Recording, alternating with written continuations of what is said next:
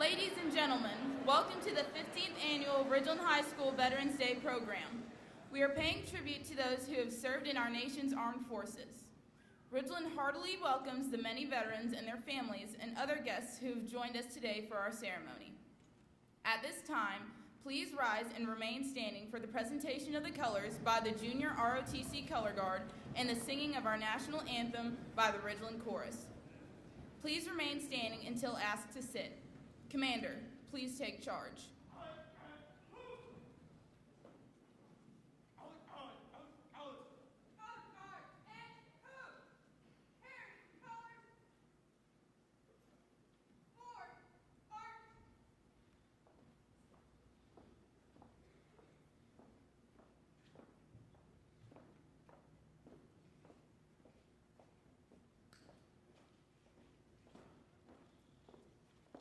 Color card, halt!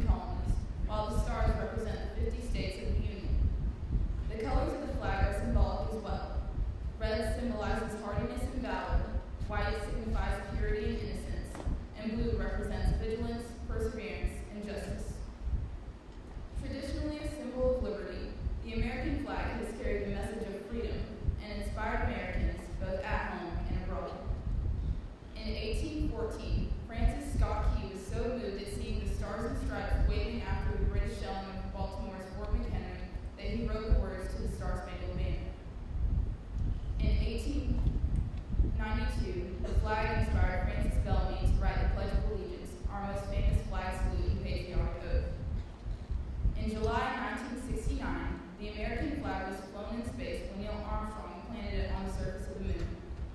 Today, our flag flies on constellations of U.S. satellites that circle our globe and on the thin flash of our aircraft in harm's way in every corner of the world. Indeed, it flies in the hearts of every serviceman who serves our great nation.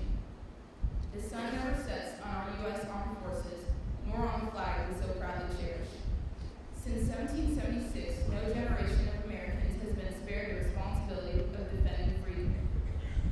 Today's servicemen remain committed to preserving the freedom that others won for us for generations to come. By displaying the flag and giving it a distinctive fold, we show the respect to the flag and express our gratitude to those individuals who fought and continue to fight for freedom at home and abroad. Since the dawn of the 20th century, servicemen have proudly flown the flag in every major conflict on lands, seas, and skies around the world. It is their responsibility, our responsibility, to continue to protect and preserve the rights, privileges, and freedoms that we, as Americans, enjoy today. The United States flag represents who we are. It stands for the freedom we all share and the pride and patriotism we feel for our country. We cherish its legacy as a beacon of hope to one and all. Long may it wave.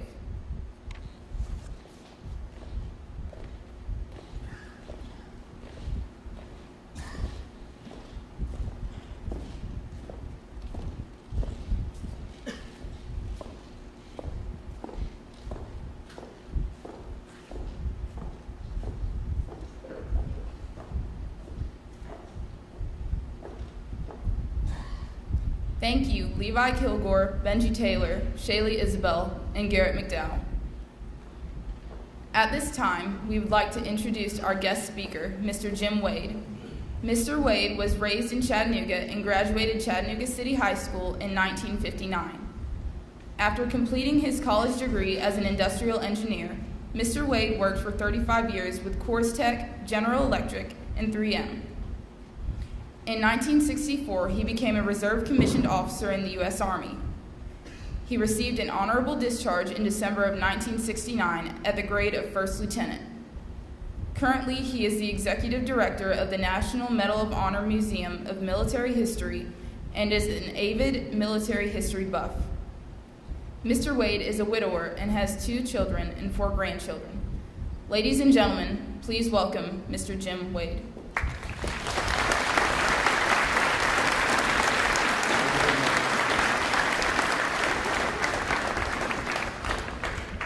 Thank you very much. We appreciate the opportunity to speak with you today. I'd like to thank your principal and Colonel Love for allowing us this opportunity to discuss the Medal of Honor with you. My associate, Charles Googe, is here with me. He is the curator for our museum and is dressed as Desmond Doss, Medal of Honor recipient Desmond Doss, and he'll speak to you too in a few moments. Behind me on the screen are the 3 Medals of Honor for the Army, Navy, and Air Force. The Navy medal is used for both the Marine Corps and the Coast Guard. At this time, there are 3,495 recipients of this medal. There have been 19 double recipients, and currently there are only 78 living recipients of the medal. We are fortunate to have 1 of 7 from World War II living here in Chattanooga, Tech Sergeant Charles H. Coolidge. If you'll notice, the name of our museum is now called the Charles H. Coolidge Medal of Honor Heritage Center, and that is a change that we're in the process of initiating now. The heritage of the medal really begins here in Chattanooga and in the Chattanooga area, and you are in that area from both the Civil War standpoint as well as more recent times. As we look at the 3 medals again, the 78 living recipients of the medal, 7 alive from World War II, 8 alive from Korea, 54 from Vietnam, and currently 9 recipients alive from the War on Terror. Since World War I forward, over 60% of the recipients of this medal have been posthumous recipients. So we have as many as we will ever see in our lifetime alive today with the 78 recipients. Looking at the Chattanooga and Chickamauga area, why did the museum locate here in the late 80s? Well, this is the home of the initial action that created the Medal of Honor. That was Andrews Raid. 6 of the first recipients of the medal, the first 6 recipients, were from that group. Ultimately, 19 received the medal from Andrews Raid. 8 of those recipients are buried in our national cemetery. You should drive in the cemetery. To the right front, you'll see a statue called the Ohio Monument with the locomotive, the General, and behind that are buried 8 of the Raiders, including 4 Medal of Honor recipients. In that national cemetery, which is the oldest, one of the oldest in our country, are 7 additional Medal of Honor recipients. In addition to the 4 from the Civil War, there is a Marine recipient from the Boxer Rebellion, Lieutenant Zion. Also from World War II, Desmond Doss, who you certainly are familiar with the highway in front of this school. And lastly, from World War II, Desmond Doss, from Korea War, Sergeant Ray Duke from Whipple. In 1863, there were 33 additional recipients in the battles of Chickamauga and Chattanooga in this area.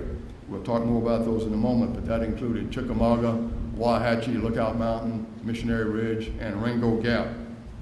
As I mentioned before, Chattanooga is the home of one of only 7 living recipients today.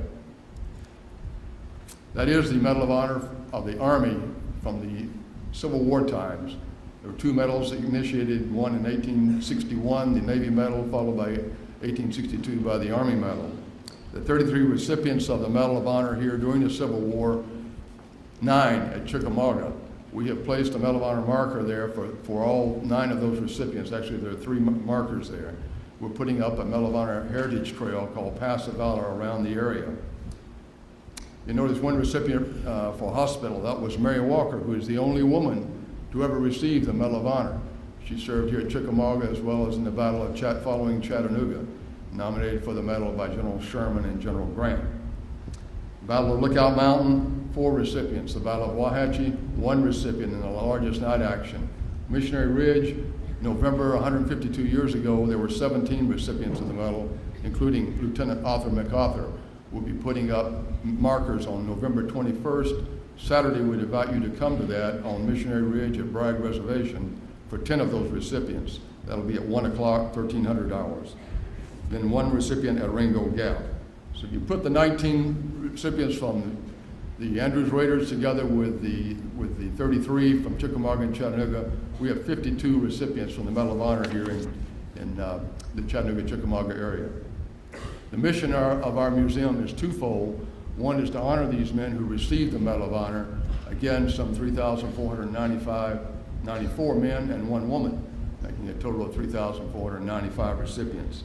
And secondly is to educate current and future generations about these men. And I would compliment you and your JRLTC group here. This is a wonderful way to keep the military heritage alive. And so we thank you and appreciate that. Lastly, the last slide here, we got 3 men from the local area who received the Medal of Honor.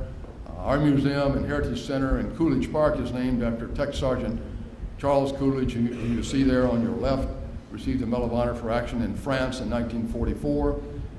Just to the right of him is Sergeant Ray Duke, Medal of Honor recipient posthumously in Korea in 1951. And then Private Desmond Doss received the Medal for action in Okinawa in 1945. And I'd like to ask Charles Googe, who is certainly currently dressed as Desmond Doss, to speak to you about Medal of Honor recipient Desmond Doss. Charles.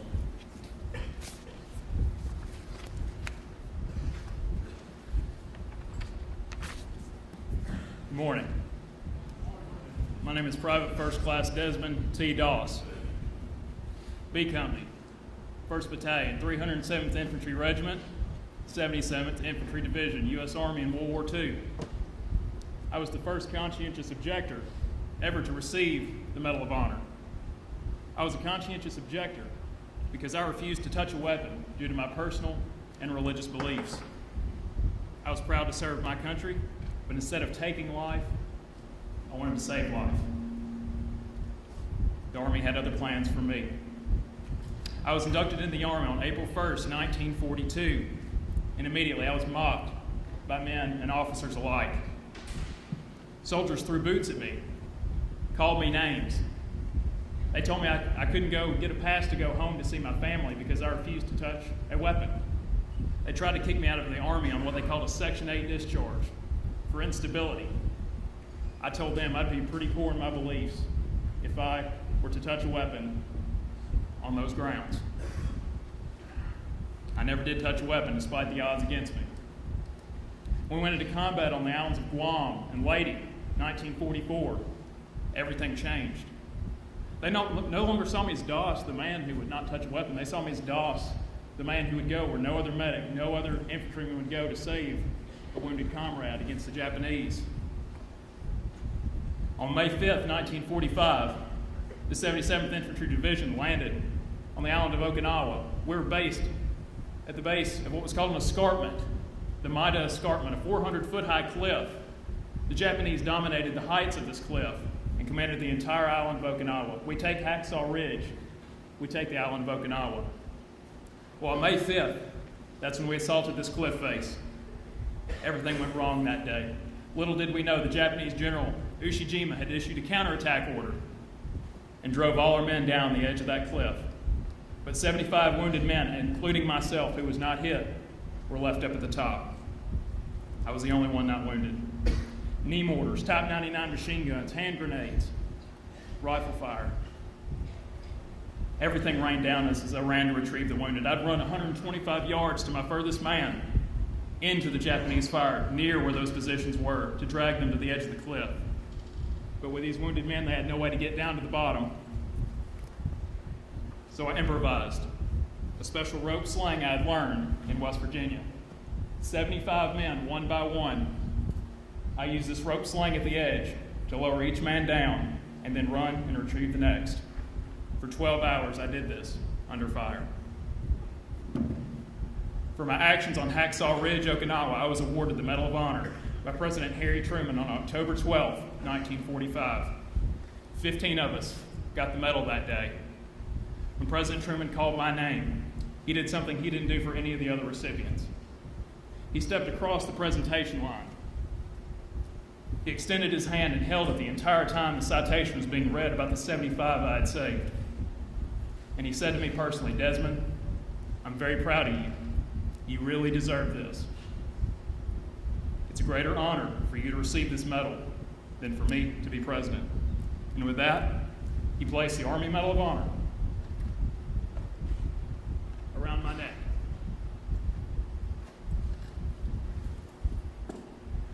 I'm not the real Desmond Doss, but Desmond was a resident of the Chattanooga area and is now buried at the Chattanooga National Cemetery. His military exploits were so outstanding that they're soon to be retold in a major Mel Gibson film starring Andrew Garfield as Desmond Doss. But that's not what our focus is here today. The character he demonstrated is evident in all of our servicemen and women who have and continue to serve this country. Through citizenship, courage, commitment, sacrifice, integrity, and patriotism, Desmond Doss was a shining example of service above self. And that's what we want to honor today. For our veterans who have served and continue to serve, this proud tradition of service above self, we salute you. Thank you.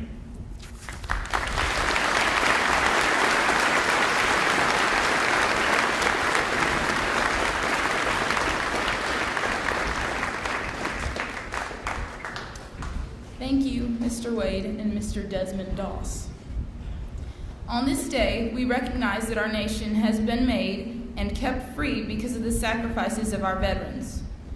We would like to pay tribute and to honor our comrades who have passed away by the playing of taps by the Ridgeland Band. At this time, I would ask everyone to please stand.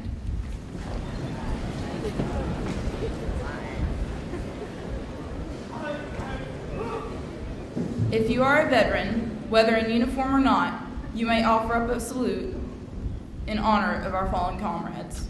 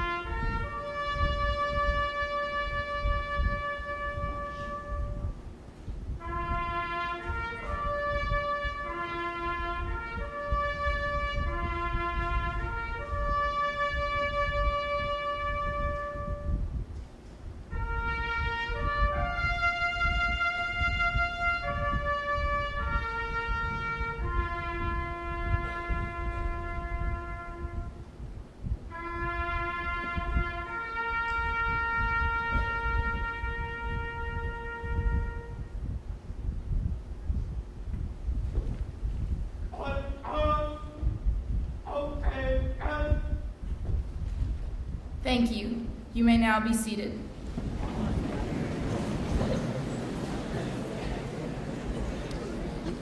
Now comes the most important part of our Veterans Recognition Ceremony, the time to individually honor the veterans who have joined us for today's program.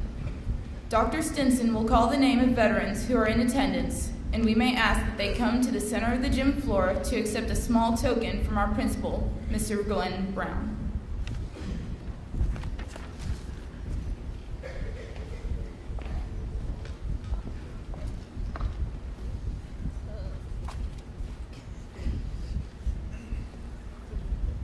I apologize if I mispronounce your name. Brian Patterson, Army.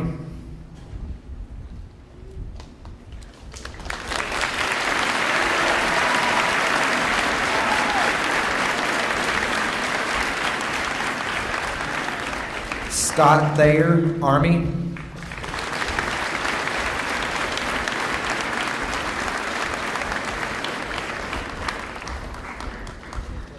Colonel Byron Love, Air Force.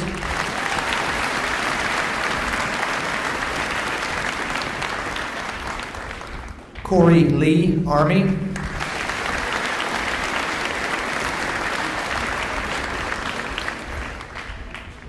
Master Sergeant Carl Gentry, Air Force.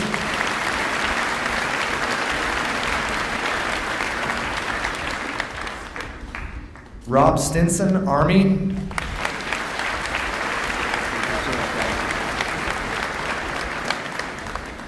Jim Wade, Army.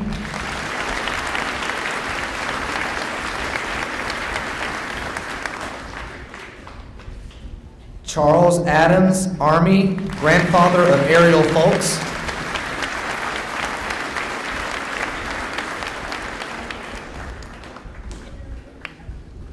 Ronald Boren, Army, grandfather of Jordan Reynolds.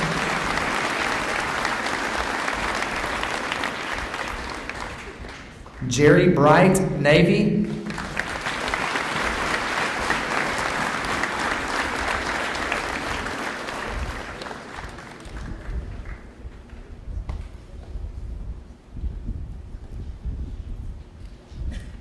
David Cobb, Army, grandfather of Matthew Stevens.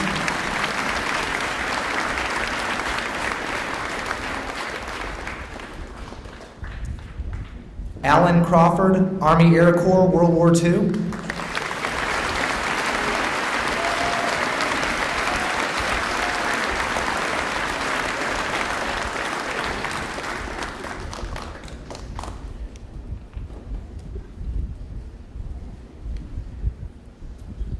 Francis Curtis Davis, Navy, grandfather of Kayla and Michael Usher.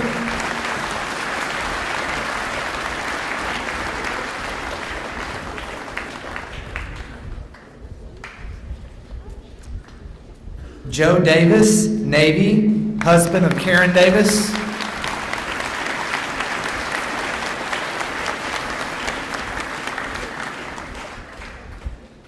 Lewis Davis, Marine Corps, cousin-to-be of Joshua Hyde.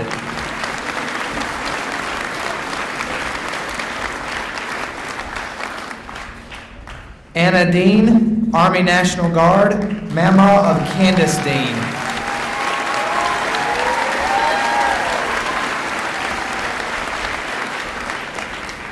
Howard Diamond, Air Force.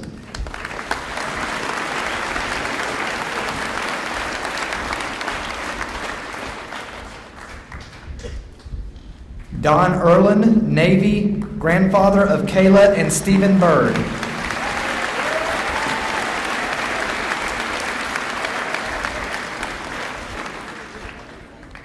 Jason Erlin, Navy, father of Kayla and Stephen Bird.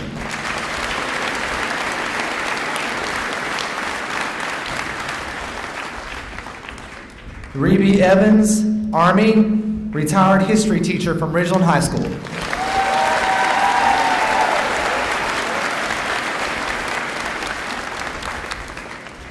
Richard Foster, Army, grandfather of Allison Wallen.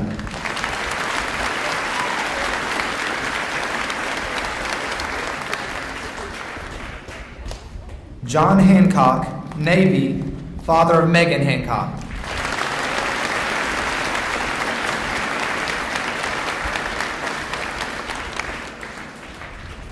John Harris, Army.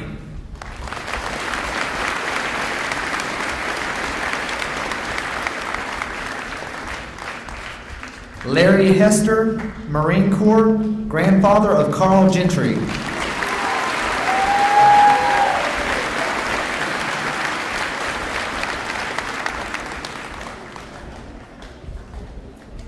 Christopher Holcomb, Marine Corps, father of Amber Holcomb.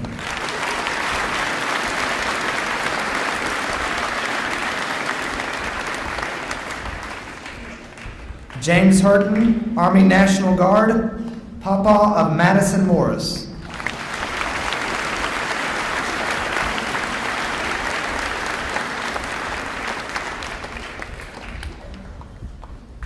Finley Johnson, Navy Coast Guard Reserve.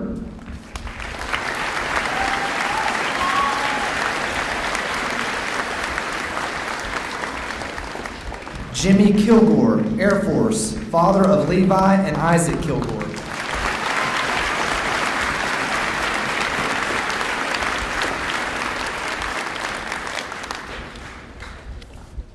J.C. Lewis, Navy, father of Caroline Lewis.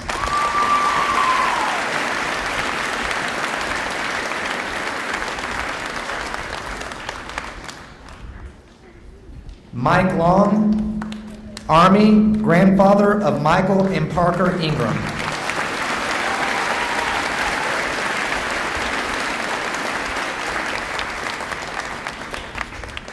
Edwin Meyer, Army, stepfather of Christopher Lewis.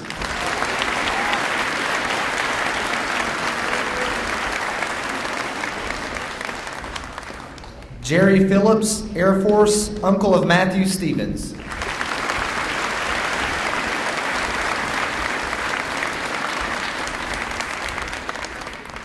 Robert Prescott, Marine Corps, father of Madison Prescott.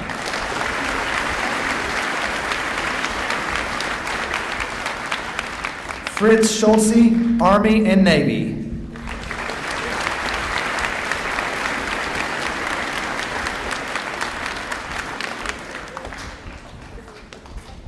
Casey Shelby, Air Force.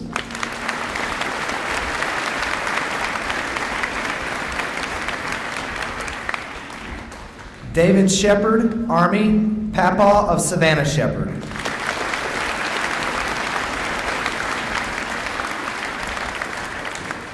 Timothy Smith, Army, father of Christian Smith.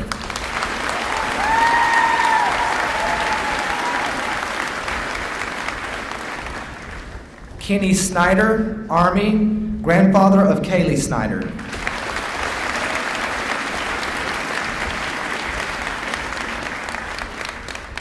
Larry Snyder, Navy, great uncle of Kaylee Snyder.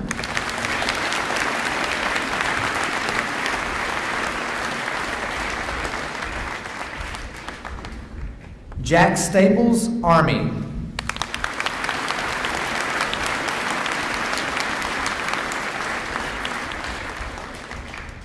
Dudley Thompson, Marine Corps, grandfather of Hope Davis.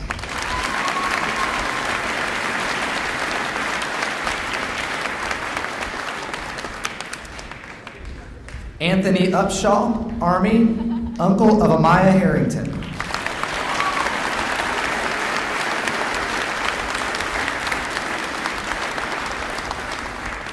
Neeson Valalangs, Army Reserve, foster father of Christian Gibson.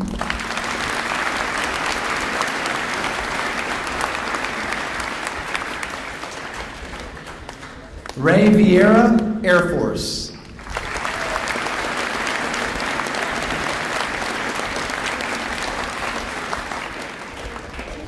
Dana Walden, Army, stepmother of David Walden.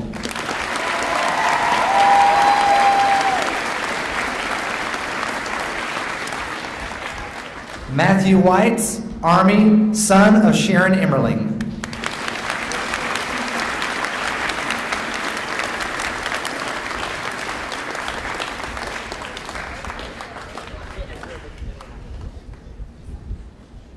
Michael Wells, Air Force.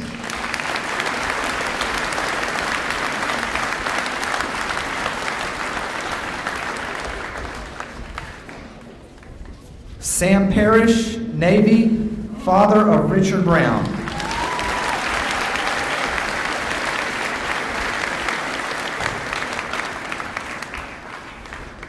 Rufus Logan, Navy, great-great-uncle of T.J. Parrish.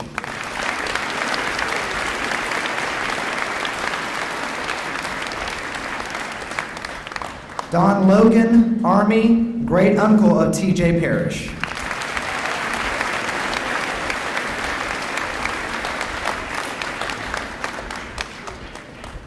Dennis Shaw, Marine Corps, father of Tyler Shaw.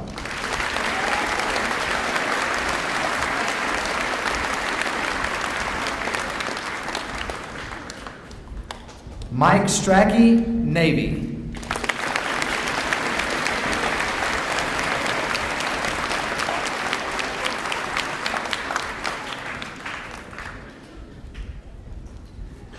David Plummer, Army.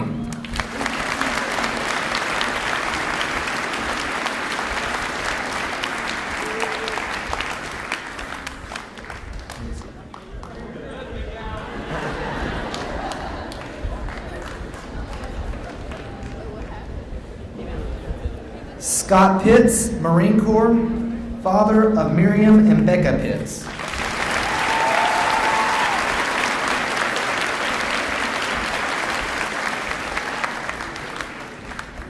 Jack Sanders, Army, grandparent of T.J. Parrish.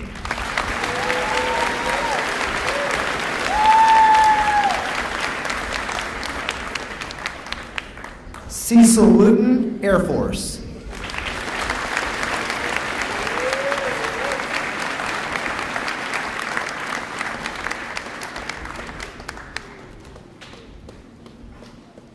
James Burrows, Army, grandfather of Desiree Conley.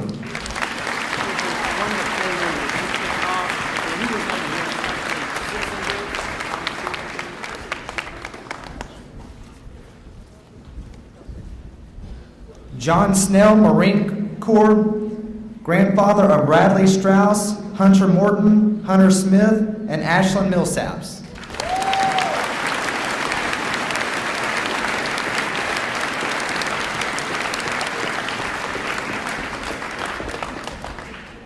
Bill Sandberg, Army, friend of Matthew Hitchcock.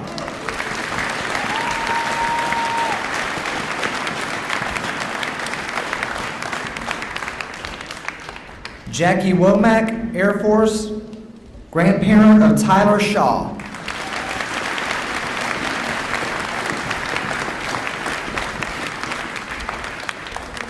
Robert Lane, Marine Corps.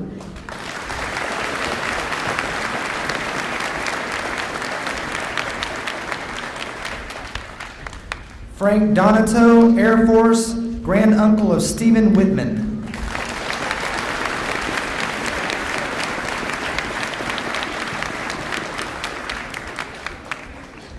Wayne Thomas, Army, grandfather of Ethan Armstrong.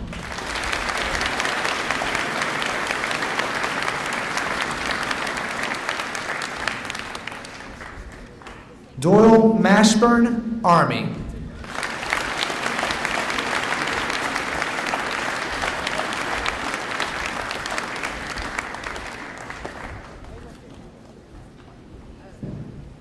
Hank Nolan, Army, grandfather of Lindsay Smith.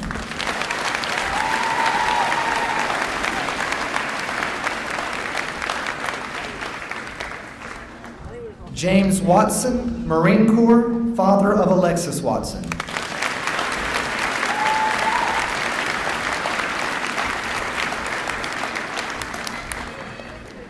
If there are any veterans in the building that we did not recognize, please come forward at this time so we can call your name and recognize you.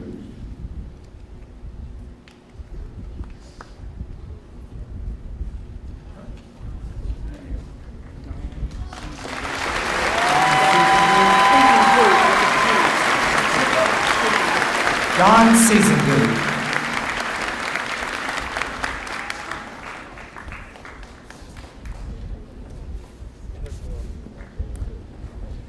And Don Seisenguth is Army Air Corps Air Force Friend of Seth Klein.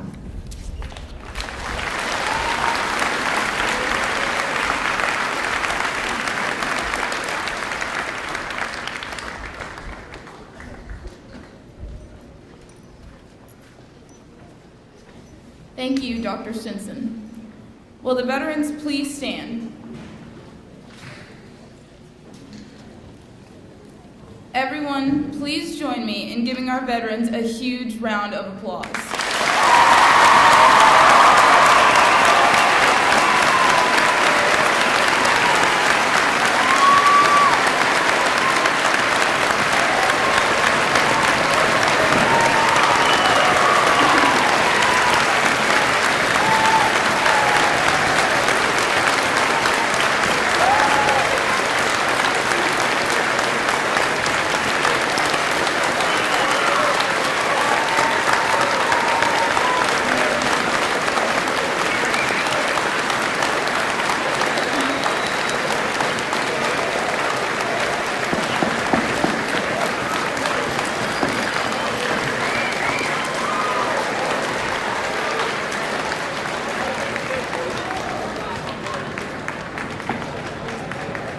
Thank you. Veterans, you may be seated.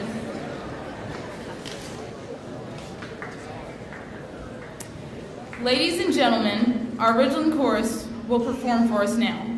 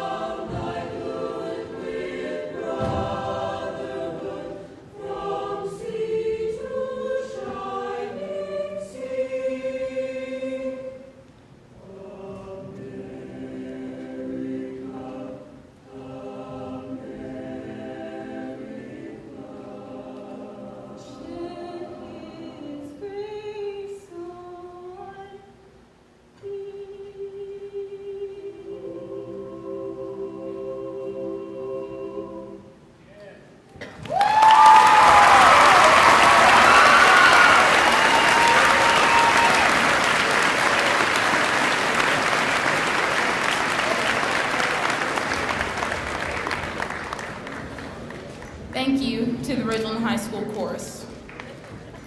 Ladies and gentlemen, this concludes our ceremony. Thank you for coming, and thank you to the veterans for their service. All students, please quietly proceed to their first period class. All of our guests, please remain until the students have departed, and then join us in the cafeteria for a reception.